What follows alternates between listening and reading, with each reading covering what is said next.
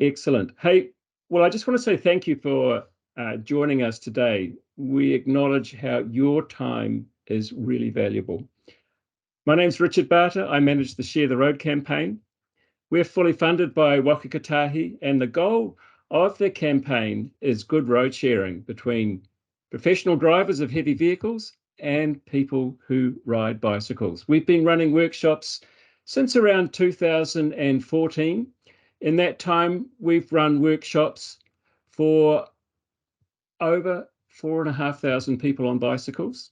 And you can see that setup. We also run what we call Blindzone demonstrations for the members of the public. For example, a few weeks ago at the children's triathlon event in Christchurch, we had a truck parked up and we had a queue of people all day waiting to sit up in the truck, in the driver's seat. And when we do this, we put things around the truck, for example, road cones or bicycles. We ask the person sitting in the truck to count how many they can see. When they come down, they always get a big surprise that there were a whole lot more that they couldn't see.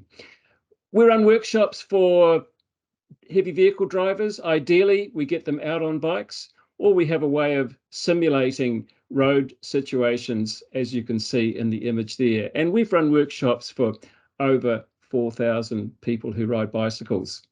The things that we're going to talk about today are things that you can put into practice the next time you jump on your bike. They're things that you have control over.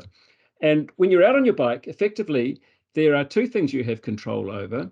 Firstly is the bike itself. And secondly, and I'm going to return to this, you have control over the way that you respond to the behavior of other road users. Now, there's a number of things out there you don't have control over. You guys are a bit of a unique group. Normally, I would say to people at these workshops, you have no control over the rules and regulations on our roads that govern our roads. Some of you may do, but your average person on a bicycle doesn't. I also say that you probably have no control over the infrastructure that you're riding on. Again, some of you might, but you're a bit of a different group. Lastly, and this applies to everyone, you have no control over the behavior of other road users. And the way that you respond will make the difference between you having a good ride or a really bad ride. Hey, to begin, we're going to look at a short 3-minute video that'll give you a bit of a heads up on where we're going with this today.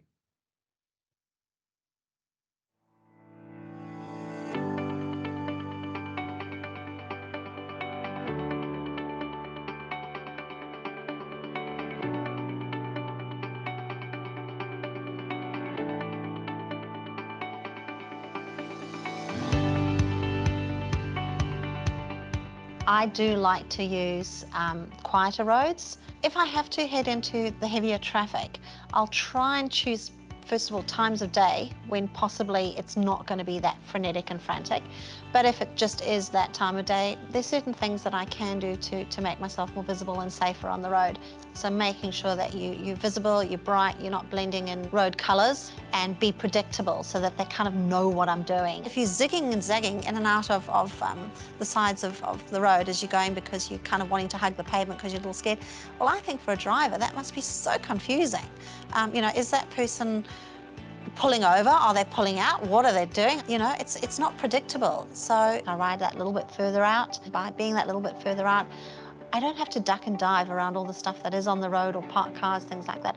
I can keep a smooth, straight line. Looking back is where cars are coming from. So looking over your right shoulder and making sure you know what's coming up behind you can also help you then when you're looking forward, that 20, 30, 50 meters down the road to predict what's coming up so that you can make judgment calls that are safe and courteous, knowing what's coming up behind you as well. It's just creating that little bit of space for yourself on the road.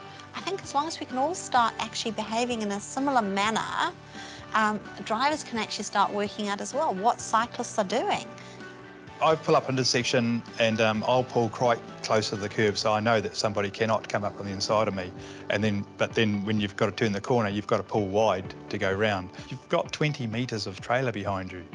and it's not going to follow you around in a perfect circle. It's going to cut in. If there's somebody there, that's when trouble can happen. I do get cyclists come up on the inside and they'll stop in front of me, and sometimes I've just been lucky that I've seen them. You were quite high up, and on the left-hand side by the passenger's door, it's a blind spot. You can't see if somebody's there or not. I really love that signage on the trucks, if you can't see my mirror, I can't see you. And that is so true, because there's so many blind spots, particularly on the bigger vehicles. So hold back. If you feel like you want to get up to the stop box, the bike box up the front, make sure you go up the right-hand side, because drivers are looking out for things in that right-hand mirror more than they are on the left. There are too many blind spots on the left. If they're right in front of you, you've probably got about 3 or 4 feet in front that you can't see. Unless you're leaning over the steering wheel and looking down. Eye contact is probably one of the most important visual things. It's that connection, it's that acknowledgement that you've seen them and they've seen you. So if you are in the front, look back, actually give the guy a little wave, acknowledge them. Again, it's another thing to say, I've seen you, I've acknowledged you. I can't change drivers' behaviour, but I can change mine. And if I show them positive, responsible, polite riding, invariably the response back to me is delivered in return, which is fabulous. You know, like if I back off and then they'll just wave to me acknowledging it. It's just an acknowledgement thing, and we feel pretty good about it, and I suppose they feel good too. So you're helping them, they're helping you. We're all on the road together. We're all road users, and we all have a liability to each other to get home safely. Everyone wants to go home at night. So let's share the road. Let's be responsible. Let's see what we're doing. Let's let other people know what we're doing. We can all work together.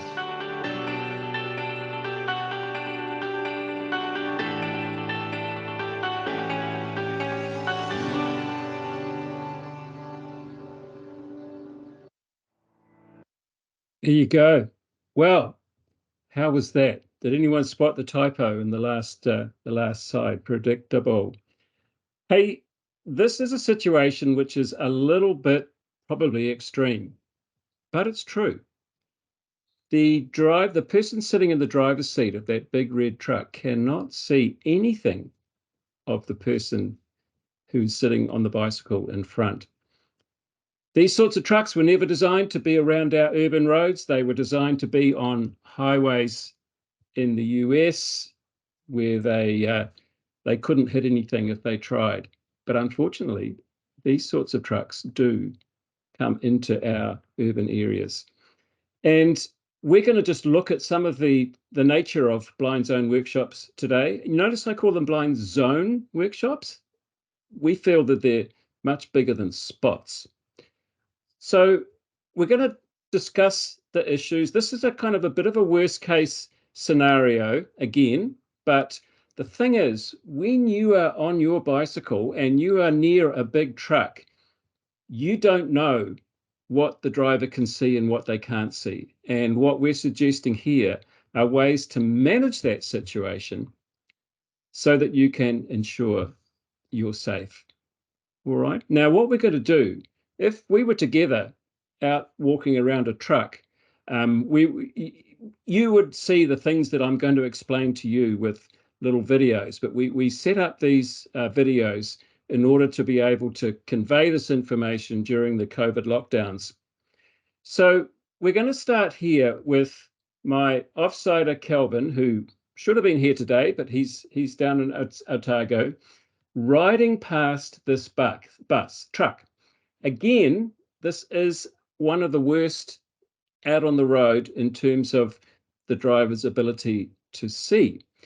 So he's going to ride past us this first time with a high-vis vest on. And I want you to look at the 2 mirrors on the left, and I want you to be aware that to look into mirrors on the left of a truck, the driver has to turn their head right around. They can't do it out of the corner of your eye like you can in your car.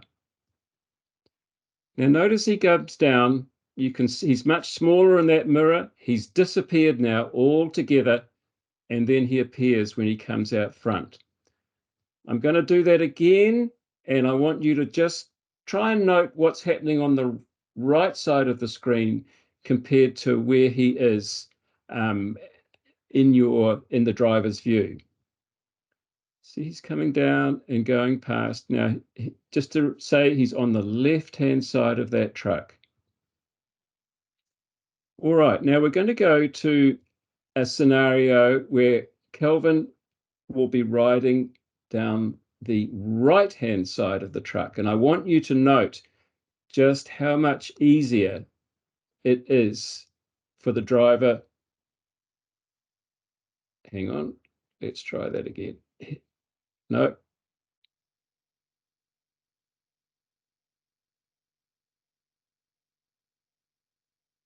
Here he's going down the right-hand side of the truck. Okay, I'm going to show you that again. Note you can see him just about all the time in the mirrors and actually in front of you through the windows. We'll play that again.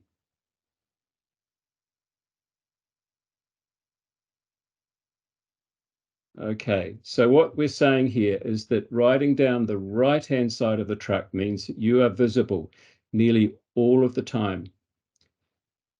Now, this time, Kelvin, God willing, is going to ride past us on the left side without a high-vis vest on. Now, notice at this point, he's not visible in the big mirror.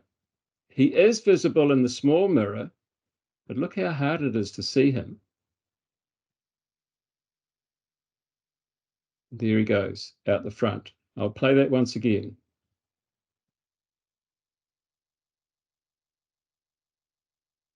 So you can see the difference that bright clothing makes. Okay, this time we're going to walk past the truck on the left-hand side as if we're on a bicycle. And the focus is what you can see of the driver and whether or not you know that the driver has seen you. You can see him in the mirror there,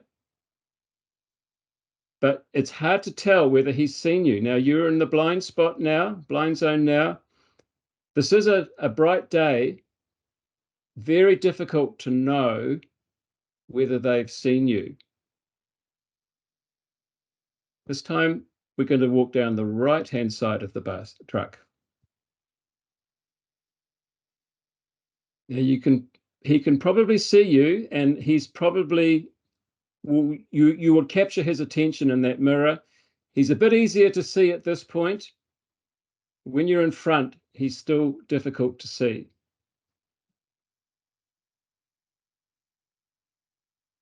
Now, a lot of you will be way more expert in this type of scenario than we are. We did get some advice from NZTA on tracking. It's the principle that I want you to be aware of here. And this is a typical example of where tragedies occur.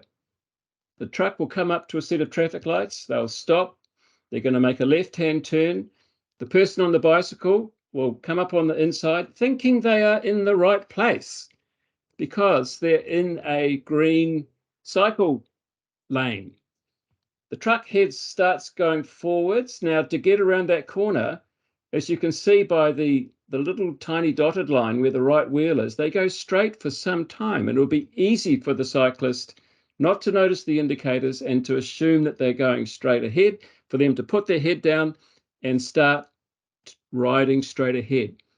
What they don't appreciate is that the left rear wheels of that trailer are going to go right through where they are.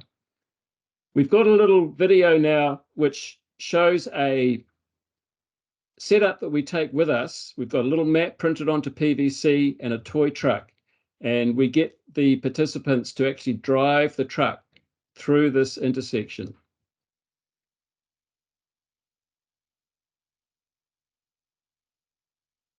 Now notice he's got to go straight ahead, and then he starts to turn. And at this point, that left-hand mirror, all the driver can see is what's the side of the trailer. He can't see behind him or her.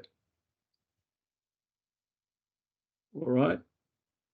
We'll just run that once again.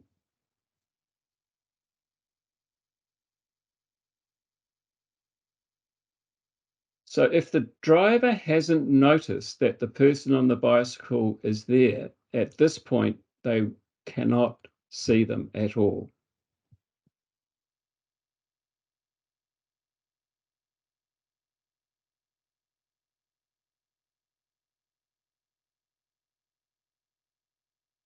All right, we're nearly done. You might have seen in the video these 3 key messages that we always share at our Blindzone workshops with groups of people on bikes. So the first one is being in control of your bike, which means has to be roadworthy, and the situation. And what we mean by that is that you should be looking ahead, predicting what's going to go on, and looking behind you so that you know what's coming up behind you, so that you can be prepared for things to go wrong if they're going to go wrong. Secondly, it's super important to ride out that recommended 1 meter from the curb or parked cars. All the rubbish is swept to the left. That's where the wheelie bins, the road cones, the roadwork signs are. And if you're a meter out, you can probably avoid having to swerve around the place and ride in a straight line. It means you're a bit further out, you're easier for the drivers to see you. And riding in a straight line, it's going to be much more predictable as to where you go, where you're going to be when they start to pass you. All right. And lastly, we suggest that people choose safe routes. And these days we talk more about being separated. Now, some of you will be thinking, hey, why is all the onus on me as a cyclist? Why should I have to be put into these dangerous scenarios with dangerous vehicles, inadequate rules, inadequate infrastructure? Well, there are probably those amongst you who are very committed to fixing those things. But as I said at the beginning, what we're talking about here is managing a transition to perhaps one day will be like the Netherlands. The safety and barriers that stop people cycling, in other words, being fearful of dangerous situations, we can overcome those by choosing these ways to manage those interactions. So as I said at the beginning, we cannot control the behavior of other people. What we can do, I suggest that if you are curious rather than furious when someone behaves badly on the road around you, you are more likely to get a little closer to their world if you ask, why did they do that? The answer might not be, it was legal, they did the right thing, but by asking those questions, it might help you to overcome the fright and the trauma of a scary situation. Hey, thank you so much for your time. When you get this, all being well, you will have a link that you can go to fill out a survey. We love to know what you think about these workshops, and we look forward to hearing your views. I really appreciate your time. Good to be with you. Thank you so much.